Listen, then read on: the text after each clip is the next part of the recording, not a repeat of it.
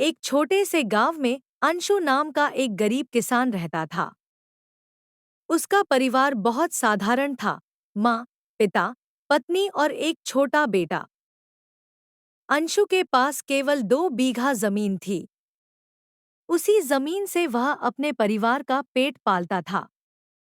हर सुबह अंशु सूरज निकलने से पहले ही उठ जाता था। वह अपने पुराने हल और बैलों को लेकर खेत में चला जाता था। पूरे दिन धूप में मेहनत करने के बाद भी उसका काम जल्दी पूरा नहीं हो पाता था, क्योंकि बैलों से खेती करने में बहुत समय लगता था। कई बार वह थक कर सोचता, काश मेरे पास भी एक ट्रैक्टर होता तो मेरा काम कितना आसान हो जाता। गांव के कई बड़े किसानों के पास ट्रैक्टर थे।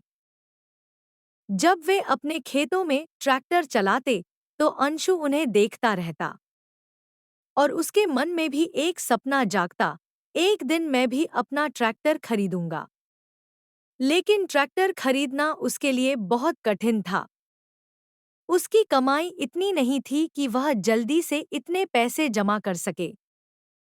फिर भी उसने हार नहीं मानी। उसने निश्चय किया कि वह हर साल थोड़ा थोड़ा पैसा बचाएगा। अंशु बहुत मेहनती था। वह केवल अपने खेत में ही नहीं, बल्कि दूसरे किसानों के खेतों में भी मजदूरी करने लगा। दिन में वह अपने खेत में काम करता और शाम को दूसरों के खेत में काम करके कुछ पैसे कमा लेता। उसकी पत्नी भी उसका साथ देती थी। वह घर में सब्जियां उगाती और उन्हें बाजार में बेचती थी, ताकि थोड़ी अतिरिक्त आमदनी हो सके। कई साल तक अंशु ने इसी तरह मेहनत की और पैसे बचाता रहा। लेकिन रास्ता आसान नहीं था। एक साल गांव में बहुत कम बारिश हुई और फसल खराब हो गई। उस साल अंशु को अपने बचाए हुए पैसे भी खर्च करने पड़े। वह बहुत दुखी हुआ, लेकिन उसने फिर भी हिम्मत नहीं हारी।